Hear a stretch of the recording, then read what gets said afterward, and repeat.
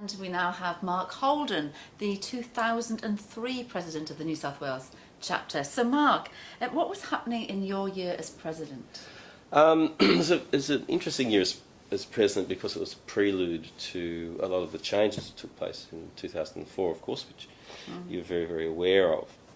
And there was a lot of discussion, and hat off to Ian Berry particularly, who spearheaded those changes happening in 2003 for 2004. So in a nutshell, what was the change? I mean, I've heard some people say, oh well, particularly Dean Collier, that it's like taking the chain off the bike.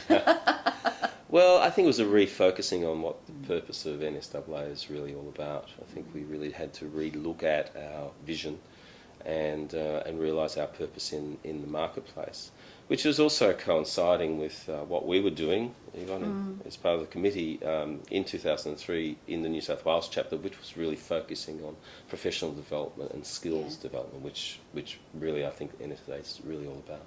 So how did you get started in the speaking business? As part of my business, I'd been speaking obviously for a long time, and I wanted to professionalise my approach, and I wanted to learn about the professional speaking industry because I wanted to speak at conferences and seminars and that sort of thing, more of the keynote speaking rather than training, which I was predominantly involved in. So NSAA was a wonderful medium for me to learn the skills and the competencies in order to do that, and also to meet a whole bunch of wonderful people that are supportive along the way, along the journey. It's a great organisation for that. Absolutely. How did you develop your topic?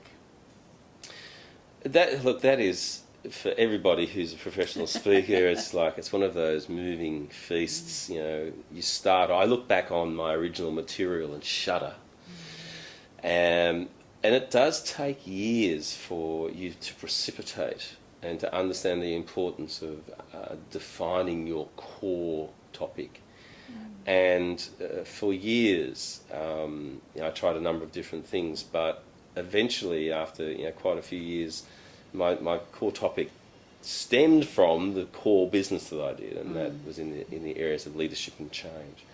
And that was where my passion was, that was where my focus was as far as my business is concerned. But interestingly, it took me a good few years to realise that that's really what I should be speaking on. What was the highlight during your presidency? I took over the chapter from Rob Salisbury, and Rob had a great couple of years building membership, and prior to that, and being part of his committee, which was great fun.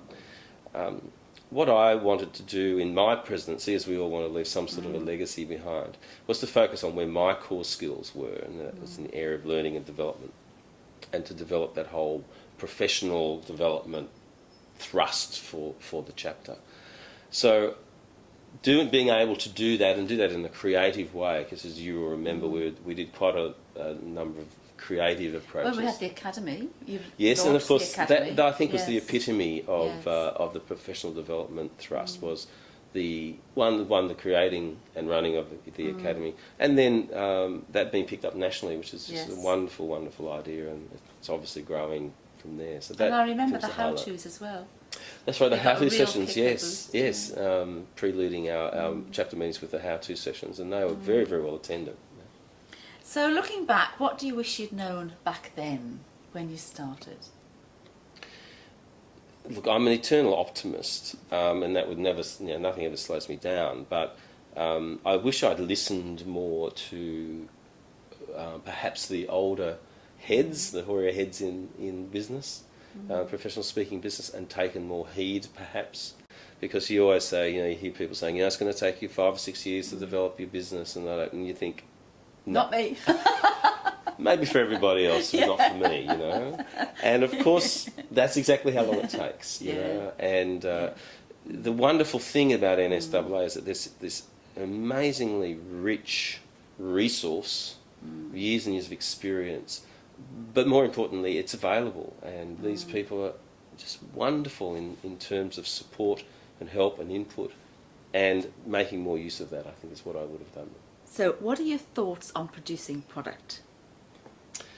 Okay, there's a number of approaches in terms of product, and I think the first thing is you have to define exactly what it is that you want to do. You know, realistically, if you're going to be a pure keynote speaker, then and that's how you're going to develop your business. There is a great revenue stream to be generated through the development of product, whether that be books or CDs or DVDs or whatever, or online product, etc. And I think the most successful people in the speaking industry do develop a lot of product. If it is an adjunct, and I've always been upfront about the fact that professional speaking for me has been more about almost paid marketing in terms of developing and building my business. I've never ever wanted to be purely a keynote speaker. So, frankly, for me, I haven't developed and focused on developing a lot of product. But as time goes by, I probably will be developing more. So I think it all depends on where the thrust. If you definitely want to be doing more keynote speaking, then you'd be foolish not to develop product, because there's a great revenue stream to be generated. Especially back at the room and Absolutely. more. Yes. Yes. Okay. What is the one must that you would suggest for professional speakers to be even more successful? Here it is. Marketing. You know, and selling. My observation is that in terms of professional speakers within NSAA and outside of NSAA, there are a lot of people who want to speak and are passionate about their topic and are capable of speaking and doing really wonderful keynote presentations, but there's a lack of sales and marketing skills. You know, there's no getting around it. If you really want to be a professional speaker, you have to be able to sell yourself and to market yourself. And I would think that selling and marketing yourself first, and then keynote speaking presentation skills second. That's actually where the competencies come in and the academy comes in Absolutely. as well, because it actually helps a lot of speakers to build that sort of, and look, there's wonderful resources out there to help you do that, but my experience is that a lot of professional speakers don't focus on it. And so I would suggest for the top tip from you for professional speakers. Develop your sales and marketing skills. Yeah. If you really want to get out there and get your message out there, you can be the best kept secret in Australia unless somebody knows about it. Cool. Thank you, Mark. Mark Pleasure. Holden, Thank you. President 2003. Well,